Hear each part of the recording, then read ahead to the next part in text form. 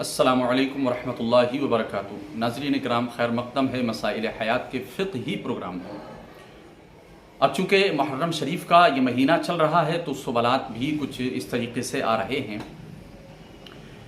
एक ख़ातून का सवाल है। अस्सलामु अलैकुम मुफ्ती साहब। वालेकुम सलाम।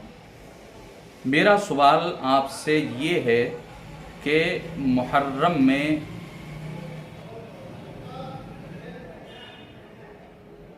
ताज़ियेदारी करना और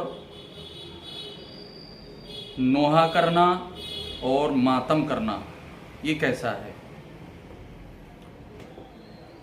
जी, इन ख़ातून से मैं मुल्तमिस हूँ और मैं इनको बताना चाहता हूँ। आपके 3 सवाल हैं कि ताज़िया बनाना और नोहा करना और मातम करना। देखिए, जहाँ तक ताज़िये की बात है तो हुजूर सैयदी सरकार आला हज़रत अज़ीमुल बरकत इमाम अहले सुन्नत ने इस पर रोशनी डाली है। उलमा इकराम ने इस पर काफ़ी रोशनी डाली है कि ताज़िया किस तरीक़े का बनाना चाहिए। जो मुरव्वजा ताज़ियादारी है वो हराम है, सिरे से हराम है, क्योंकि उसमें जो है वो फजूल खर्ची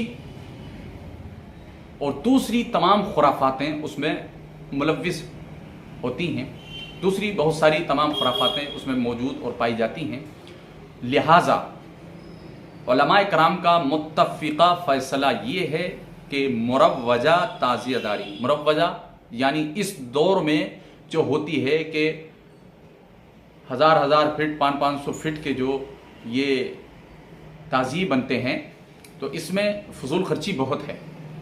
करोड़ों रुपया इसमें बर्बाद हो जाता है और हासिल कुछ नहीं होता है, जबकि शरीयत में इसकी कोई जगह नहीं है।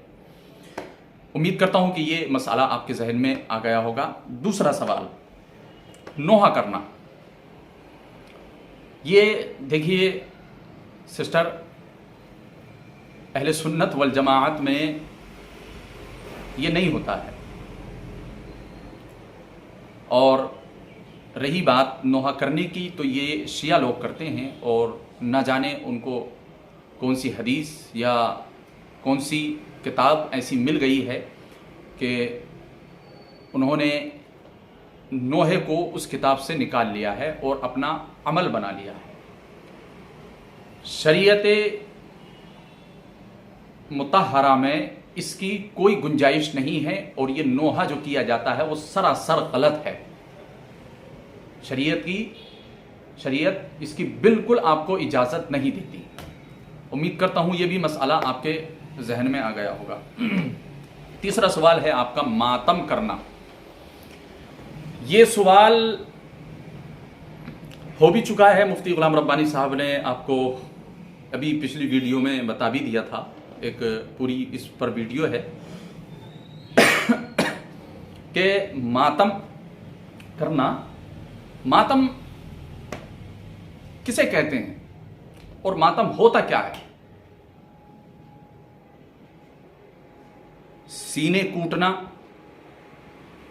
चाकू से अपना जिस्म कोदना, अपने जिस्म पर चाकुओं से निशान मारना, जंजीरें मारना। तो ये मुहर्रम के महीने में क्यों करते हैं ये लोग? ये मुहर्रम के महीने में इस वजह से करते हैं कि मुहर्रम शरीफ में करबला का वाक़या पेश आया था। ये उसको याद कर करके ये अपने आप को काटते पीटते हैं, अपने आप को तकलीफ देते हैं।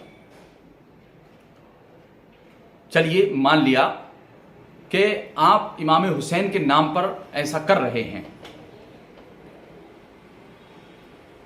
जब तुम्हारे बाप मरते हैं, तुम्हारी मां मरती है, तो क्या तुम उसकी वर्सी पर भी अपने आप को ऐसे ही तकलीफ देते हो? और नहीं देते हो तो क्यों नहीं देते हो?